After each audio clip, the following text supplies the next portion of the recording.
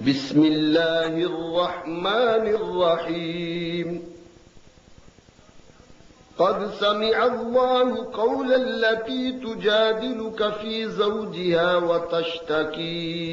إلى الله والله يسمع تحاوركما إن الله سميع بصير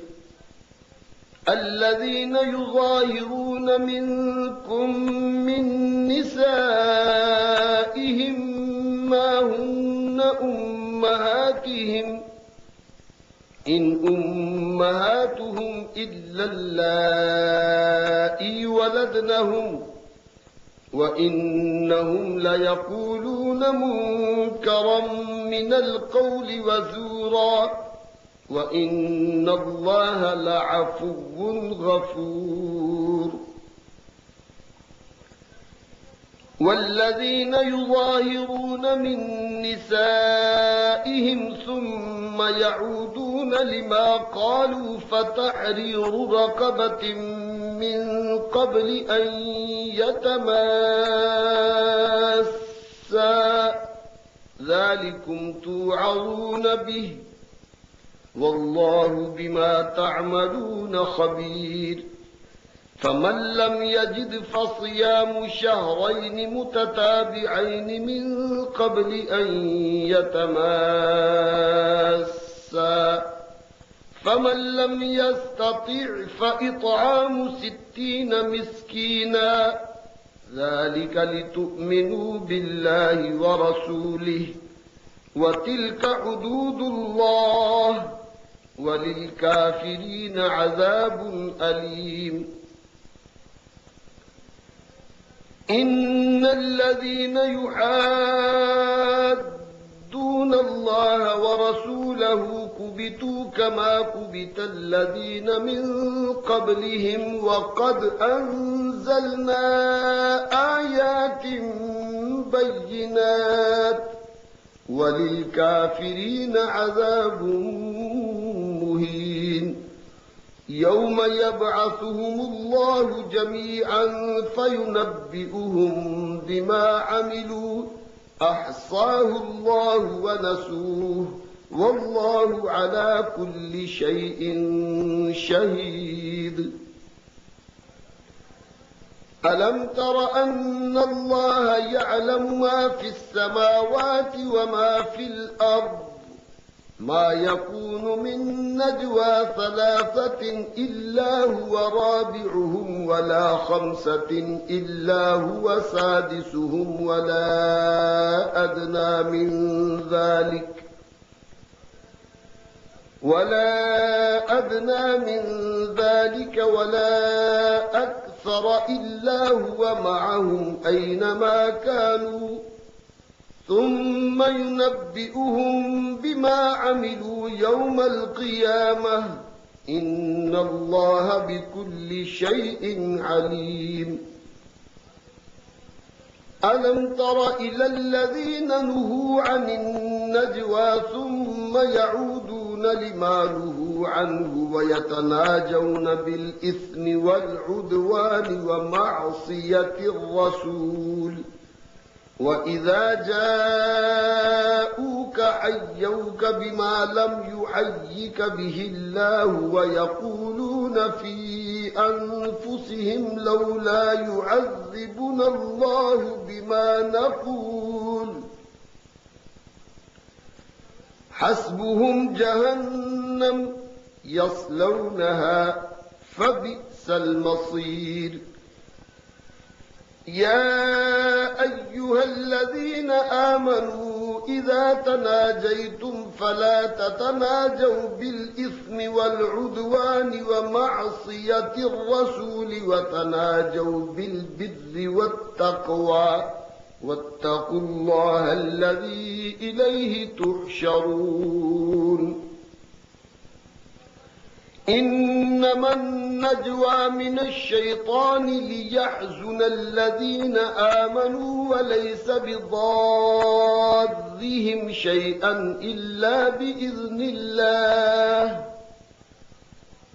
وعلى الله فليتوكل المؤمنون يا أيها الذين آمنوا إذا قيل لكم تفسحوا في المجالس فافسحوا يفسح الله لكم وإذا قيل انشزوا فانشزوا يرفع الله الذين آمنوا منكم والذين أوتوا العلم درجات والله بما تعملون خبير يا أيها الذين آمنوا إذا ناجيتم الرسول فقدموا بين يدي نجواكم صدقة ذلك خير لكم وأطهر فإن لم تجدوا فإن الله غفور رحيم أأشفقتم أن تقدموا بين يدي نجواكم صدقات فإذ لم تفعلوا وتاب الله عليكم فأقيموا الصلاة وآتوا الزكاة وأطيعوا الله ورسوله والله خبير بما تعملون ألم تر إلى الذين تولوا قوما غضب الله عليهم ما هم منكم ولا منهم ويحلفون على الكذب وهم يعلمون أعد الله لهم عذابا شديدا إنهم ساء ما كانوا يعملون اتخذوا أيمانهم جنة فصدوا عن سبيل الله فلهم عذاب مهين لن تغني عنهم أموالهم ولا أولادهم من الله شيئا أولئك أصحاب النار هم فيها خالدون يوم يبعثهم الله جميعا فيحلفون له كما يحلفون لكم ويحسبون أنهم على شيء ألا إنهم هم الكاذبون استحوذ عليهم الشيطان فأنساهم ذكر الله أولئك حزب الشيطان ألا إن حزب الشيطان هم الخاسرون إن الذين يحادون الله ورسوله أولئك في الأذلين كتب الله لأغلبن أنا ورسلي إن الله قوي عزيز لا تجد قوما يؤمنون بالله واليوم الآخر يوادون من حاد الله ورسوله ولو كانوا آباءهم أو أبناءهم أو إخوانهم أو عشيرتهم أولئك كتب في قلوبهم الإيمان وأيدهم بروح منه ويدخلهم جنات تجري من تحتها الأنهار خالدين فيها رضي الله عنهم ورضوا عنه أولئك حزب الله ألا إن حزب الله هم المفلحون بسم الله الرحمن الرحيم سبح لله ما في السماوات وما في الأرض وهو العزيز الحكيم هو الذي أخرج الذين كفروا من أهل الكتاب من ديارهم لأول الحشر ما ظننتم أن يخرجوا وظنوا أنهم مانعتهم حصونهم من الله فأتاهم الله من حيث لم يحتسبوا وقذف في قلوبهم الرعب يخربون بيوتهم بأيديهم وأيدي المؤمنين فاعتبروا يا أولي الأبصار ولولا أن كتب الله عليهم الجلاء لعذبهم في الدنيا ولهم في الآخرة عذاب النار ذلك بأنهم شاقوا الله ورسوله ومن يشاق الله فإن الله شديد العقاب ما قطعتم من لينة أو تركتموها قائمة على أصولها فبإذن الله وليخزي الفاسقين وما أفاء الله على رسوله منهم فما أوجفتم عليه من خيل ولا ركاب ولكن الله يسلط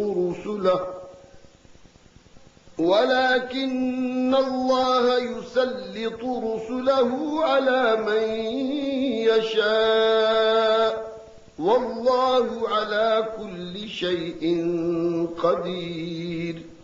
ما أفاء الله على رسوله من أهل القرى فلله وللرسول ولذي القربى واليتامى والمساكين وابن السبيل كي لا يكون دولة بين الأغنياء منكم وما آتاكم الرسول فخذوه وما نهاكم عنه فانتهوا واتقوا الله إن الله شديد العقاب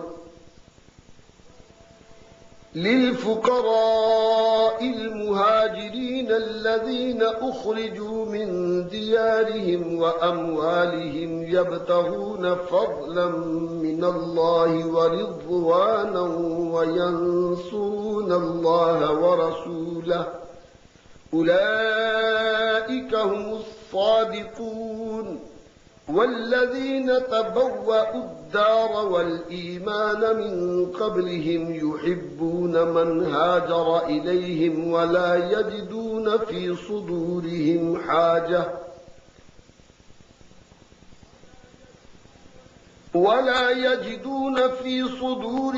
حاجة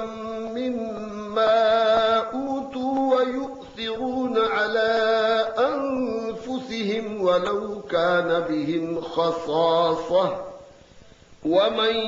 يوق شح نفسه فأولئك هم المفلحون والذين جاءوا من بعدهم يقولون ربنا اغفر لنا ولإخواننا الذين سبقونا بالإيمان ولا تجعل في قلوبنا غلا للذين آمنوا ربنا إنك رؤوف رحيم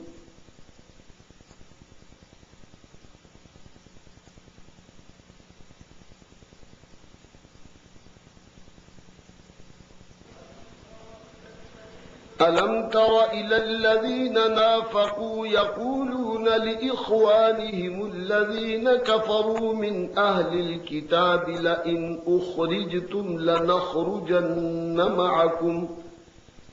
لنخرجن معكم ولا نطيع فيكم أحدا أبدا وإن قتلتم لننصرنكم والله يشهد إنهم لكاذبون لئن أخرجوا لا يخرجون معهم ولئن قتلوا لا ينصرونهم ولئن نصروهم ليولن الأدبار ثم لا ينصرون لأنتم أشد رهبة في صدورهم من الله ذلك بأنهم قوم لا يفقهون لا يقاتلونكم جميعا إلا في قرى محصنة أو من وراء جدر بأسهم بينهم شديد تحسبهم جميعا وقلوبهم شتى ذلك بأنهم قوم لا يعقلون كمثل الذين من قبلهم قريبا ذاقوا وبال أمرهم ولهم عذاب أليم كمثل الشيطان إذ قال للإنسان اكفر فلما كفر قال إني بريء منك إني أخاف الله رب العالمين فكان عاقبتهما أنهما في النار خالدين فيها وذلك جزاء الظالمين يا أيها الذين آمنوا اتقوا الله ولتنظر نفس ما قدمت لغد واتقوا الله إن الله خبير بما تعملون ولا تكونوا كالذين نسوا الله فأنساهم أنفسهم أولئك هم الفاسقون لا يستوي أصحاب النار وأصحاب الجنة أصحاب الجنة هم الفائزون لو أنزلنا هذا القرآن على جبل لرأيته خاشعا متصدعا من خشية الله وتلك الأمثال نضربها للناس لعلهم يتفكرون هو الله الذي لا إله إلا هو عالم الغيب والشهادة هو الرحمن الرحيم هو الله الذي لا إله إلا هو الملك القدوس السلام المؤمن المهيمن العزيز الجبار المتكبر سبحان الله عما يشركون هو الله الخالق البارئ المصور له الأسماء الحسنى يسبح له ما في السماوات والأرض وهو العزيز الحكيم بسم الله الرحمن الرحيم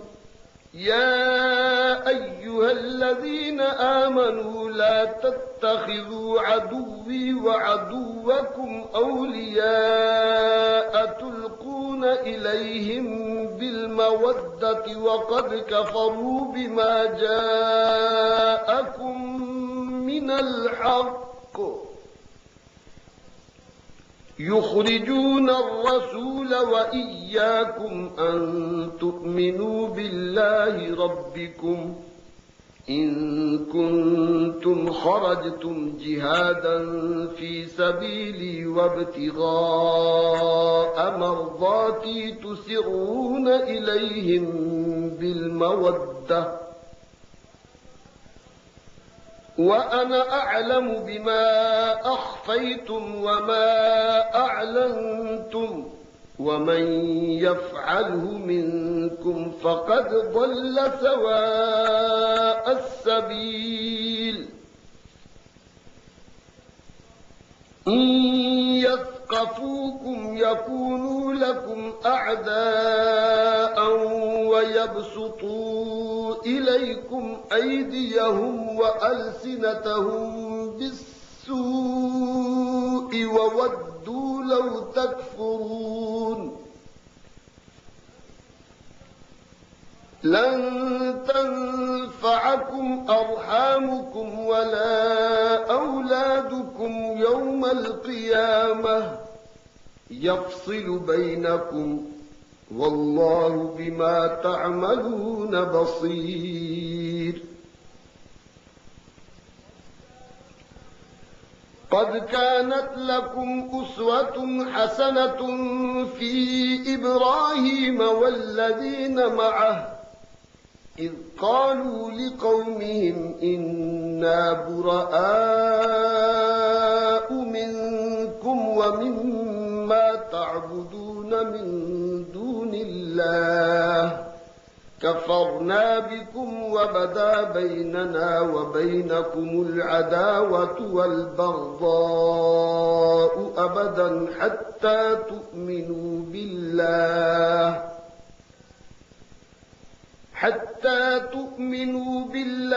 وحده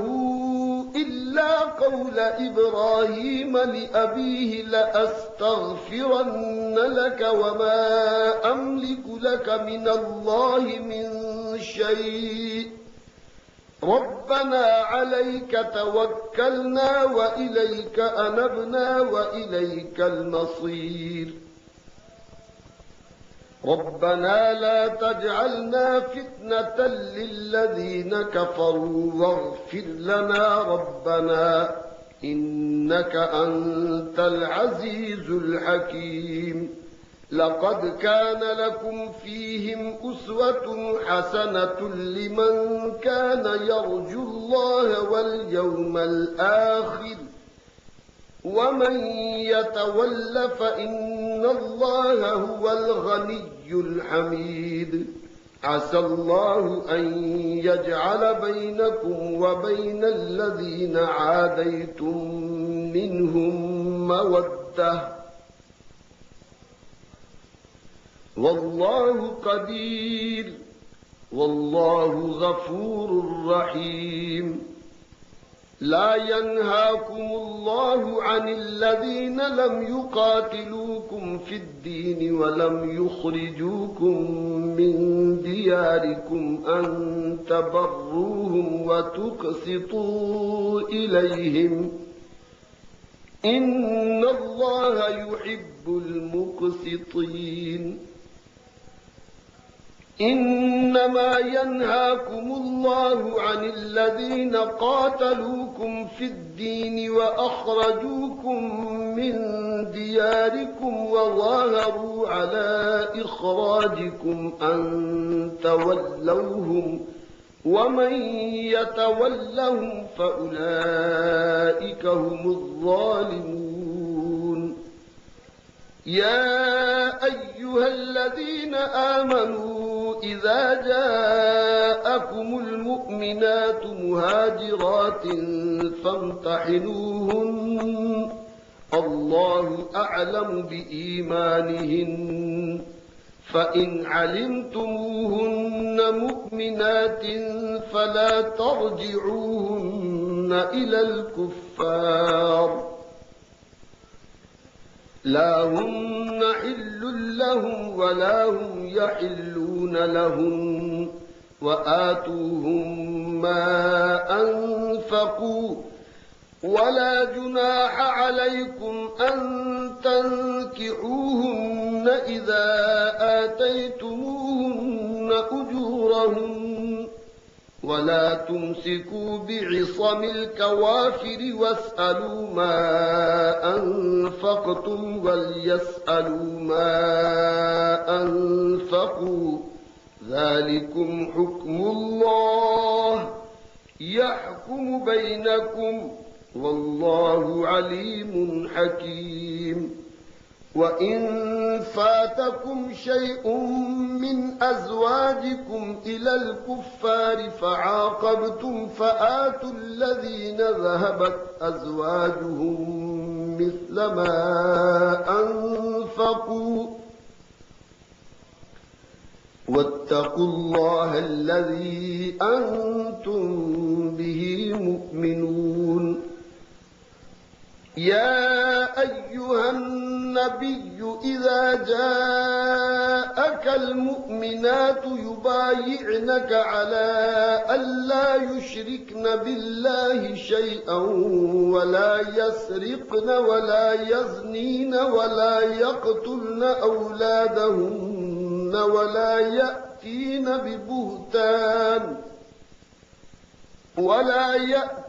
ببهتان يفترينه بين أيديهن وأرجلهن ولا يعصينك في معروف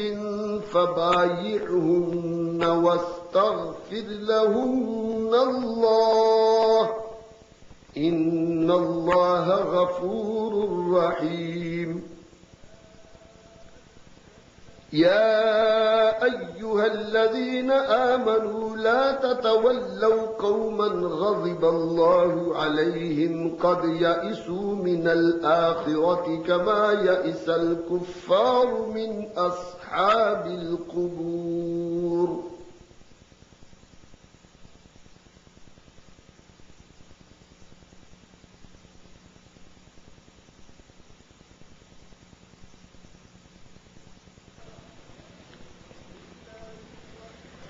بسم الله الرحمن الرحيم.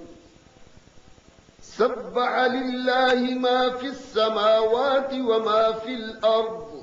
وهو العزيز الحكيم. يا أيها الذين آمنوا لم تقولون ما لا تفعلون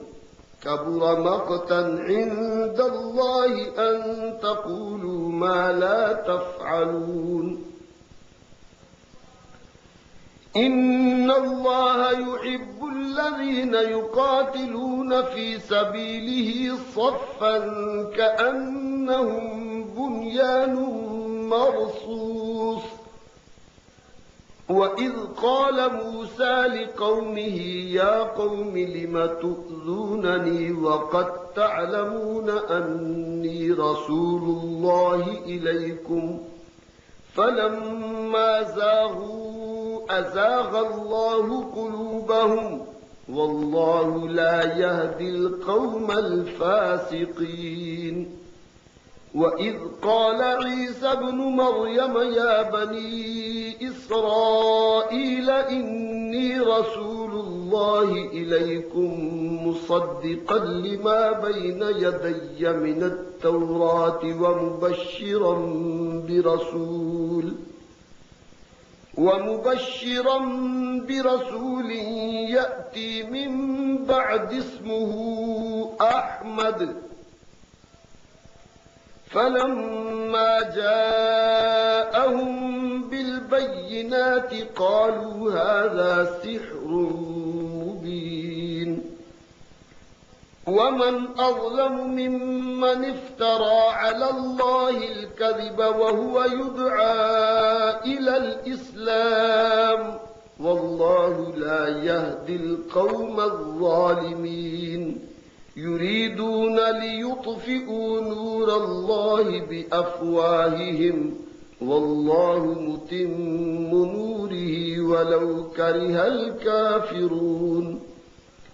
هو الذي أرسل رسوله بالهدى ودين الحق ليظهره على الدين كله ولو كره المشركون. يا أيها الذين آمنوا هل أدلكم على تجارة تنجيكم من عذاب أليم تؤمنون بالله ورسوله وتجاهدون في سبيل الله بأموالكم وأنفسكم ذلكم خير لكم إن كنتم تعلمون يغفر لكم ذنوبكم ويدخلكم جنات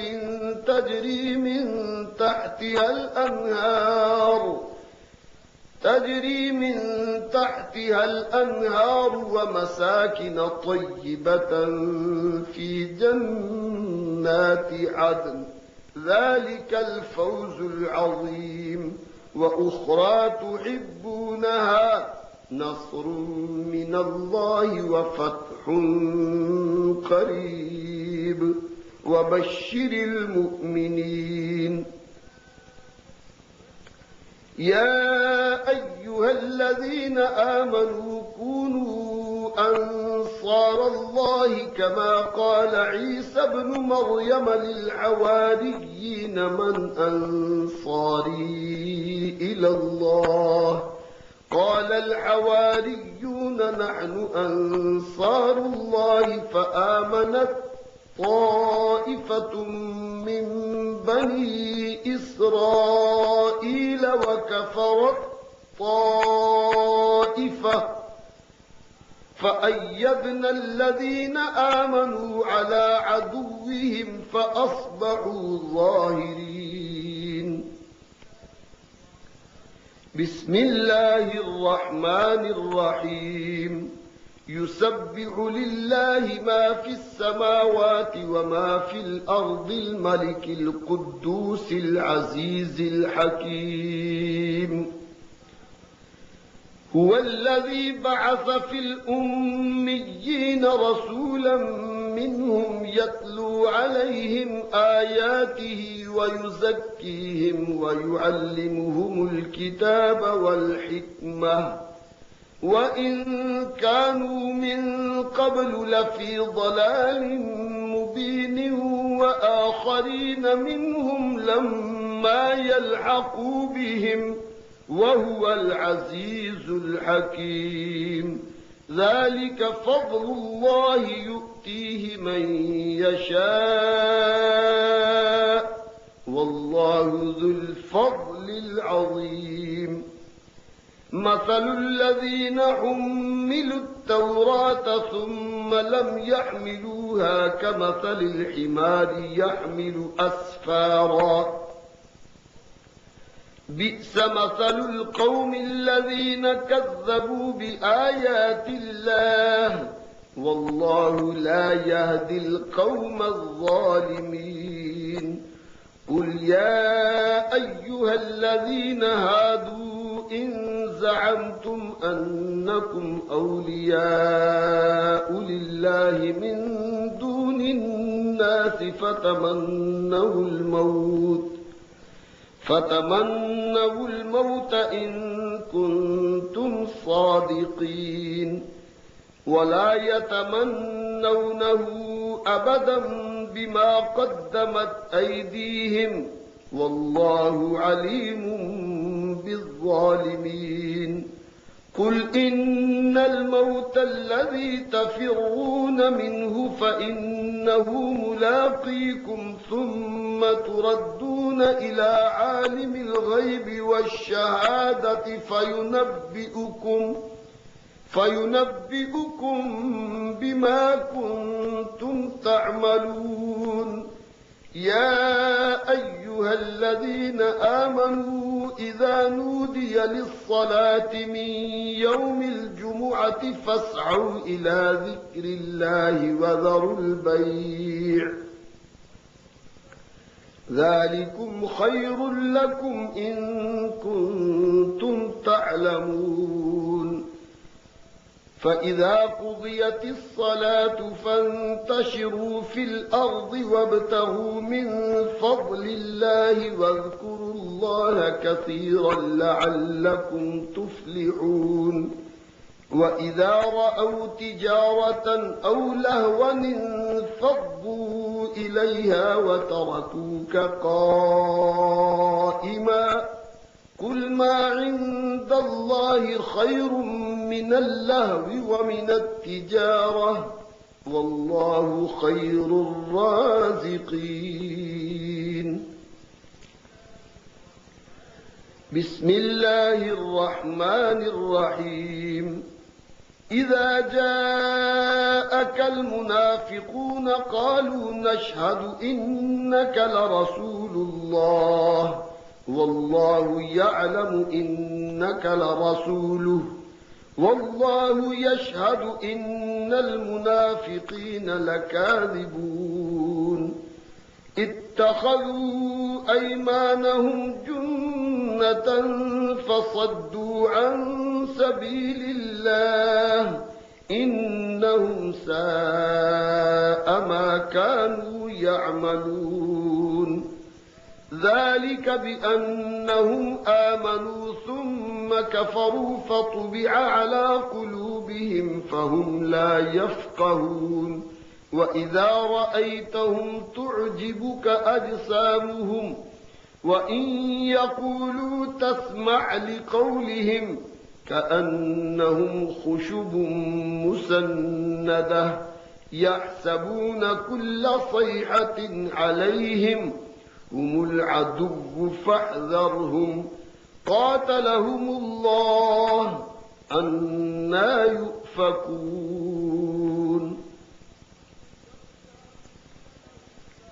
وإذا قيل لهم تعالوا يستغفر لكم رسول الله لووا رؤوسهم ورأيتهم يصدون وهم مستكبرون سواء عليهم أستغفرت لهم أم لم تستغفر لهم لن يغفر الله لهم إن الله لا يهدي القوم الفاسقين. هم الذين يقولون لا تنفقوا على من عند رسول الله حتى ينفضوا ولله خزائن السماوات والأرض ولكن المنافقين لا يفقهون يقولون لئن رجعنا إلى المدينة ليخرجن الأعز منها الأذل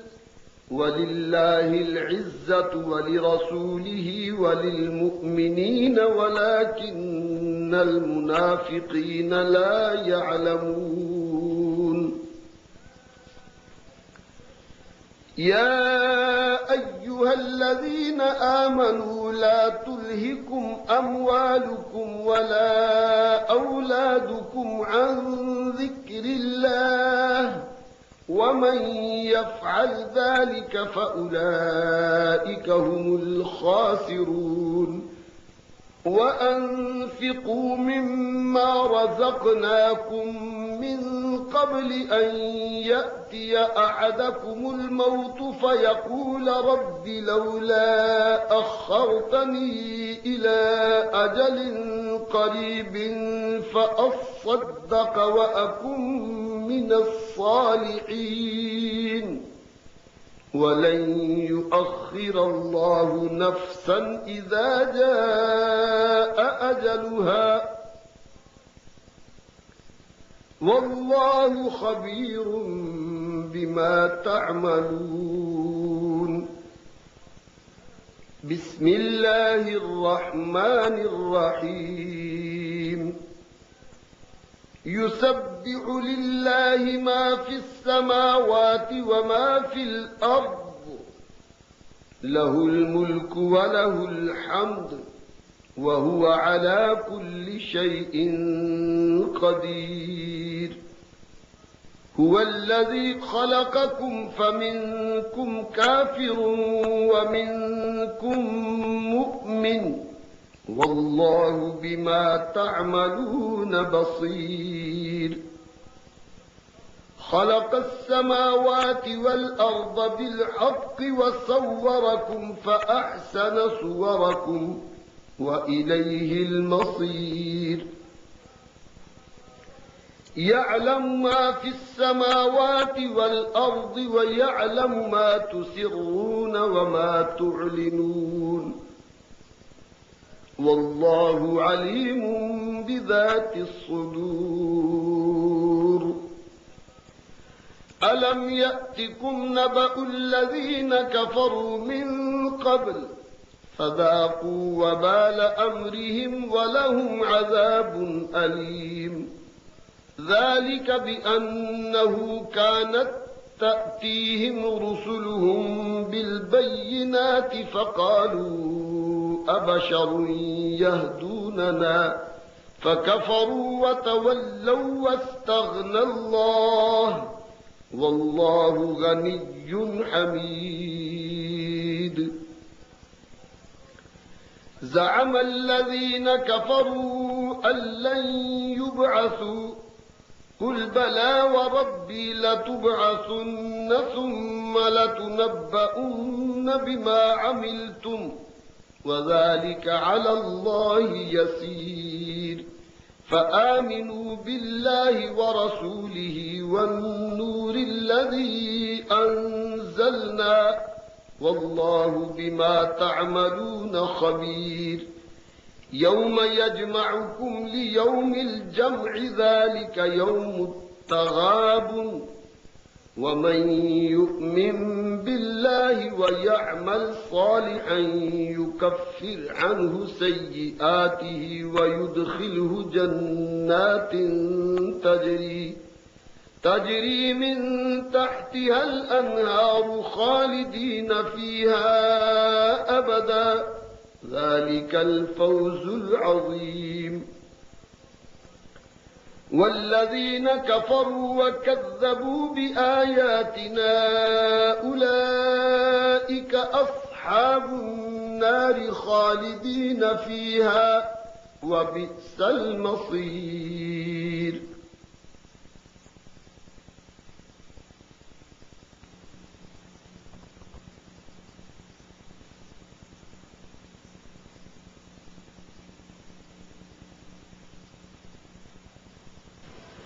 ما أصاب من مصيبة إلا بإذن الله ومن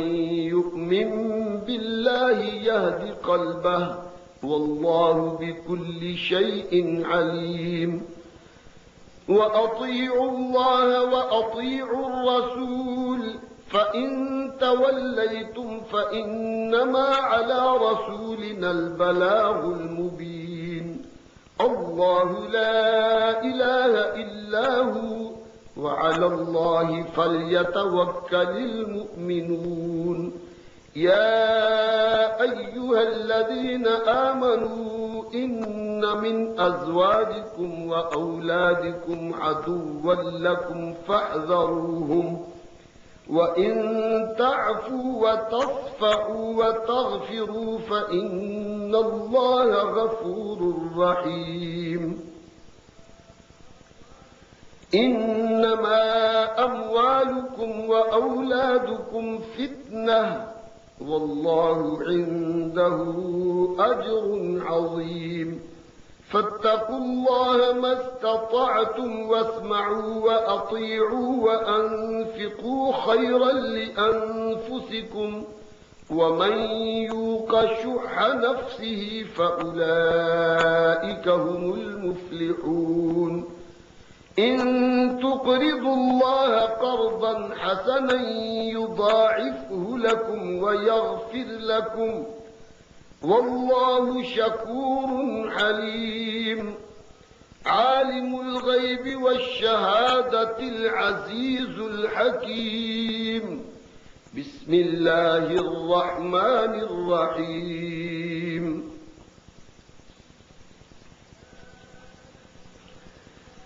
يا أيها النبي إذا طلقتم النساء فطلقوهن لعدتهن وأحصوا العدة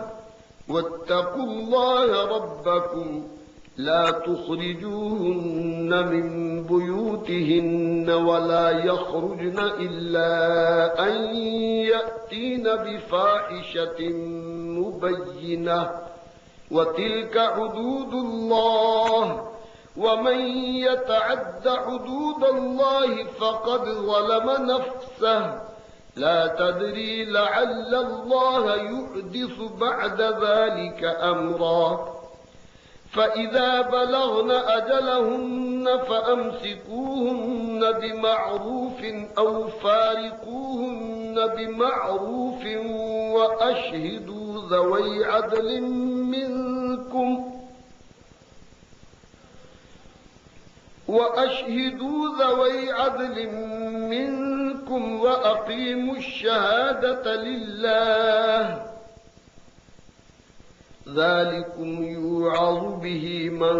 كان يؤمن بالله واليوم الآخر ومن يتق الله يجعل له مخرجا ويرزقه من حيث لا يحتسب ومن يتوكل على الله فهو حسبه إن الله بالغ أمره قد جعل الله لكل شيء قدرا واللائي يئسن من المحيض من نسائكم إن ارتبتم فعدتهن 3 أشهر واللائي لم يحضن وأولاة الأحمال أجلهن أن يضعن حملهن ومن يتق الله يجعل له من أمره يسرا ذلك أمر الله أنزله إليكم ومن يتق الله يكفر عنه سيئاته ويعظم له أجرا أسكنوهن من حيث سكنتم من وجدكم ولا تضاروهن لتضيقوا عليهن وإن كن أولات حمل فأنفقوا عليهن حتى يضعن حملهن فإن أرضعن لكم فآتوهن أجورهن وأتمروا بينكم بمعروف وإن تعاسرتم فسترضع له أخرى لينفق ذو سعة من سعته ومن قدر عليه رزقه فلينفق مما آتاه الله لا يكلف الله نفسا إلا ما آتاها سيجعل الله بعد عسر يسرا وكأي من قرية عتت عن أمر ربها ورسله فحاسبناها حسابا شديدا وعذبناها عذابا نكرا فذاقت وبال أمرها وكان عاقبة أمرها خسرا أعد الله لهم عذابا شديدا فاتقوا الله يا أولي الألباب الذين آمنوا قد أنزل الله إليكم ذكرا رسولا يتلو عليكم آيات الله مبينات ليخرج الذين آمنوا وعملوا الصالحات من الظلمات إلى النور ومن يؤمن بالله ويعمل صالحا يدخله جنات تجري من تحتها الأنهار خالدين فيها أبدا قد أحسن الله له رزقا الله الذي خلق 7 سماوات ومن الأرض مثلهن يتنزل الأمر بينهن لتعلموا أن الله على كل شيء قدير وأن الله قد أحاط بكل شيء علما بسم الله الرحمن الرحيم يا أيها النبي لم تحرم ما أحل الله لك تبتغي مرضات أزواجك والله غفور رحيم قد فرض الله لكم تحلة أيمانكم والله مولاكم وهو العليم الحكيم وإذ أسر النبي إلى بعض أزواجه حديثا فلما نبأت به وأظهره الله عليه عرف بعضه وأعرض عن بعض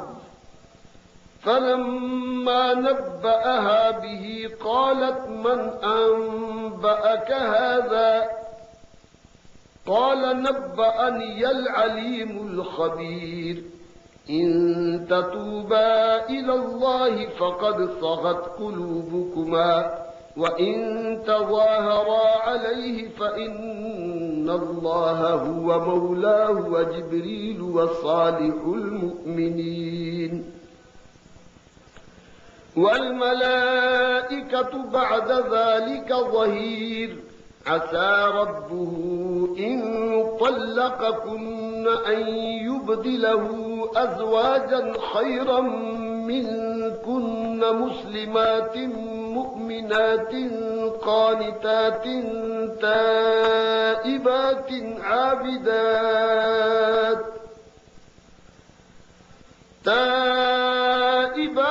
عابدات سائحات طيبات وأبكارا يا أيها الذين آمنوا قوا أنفسكم وأهليكم نارا وقودها الناس والحجارة عليها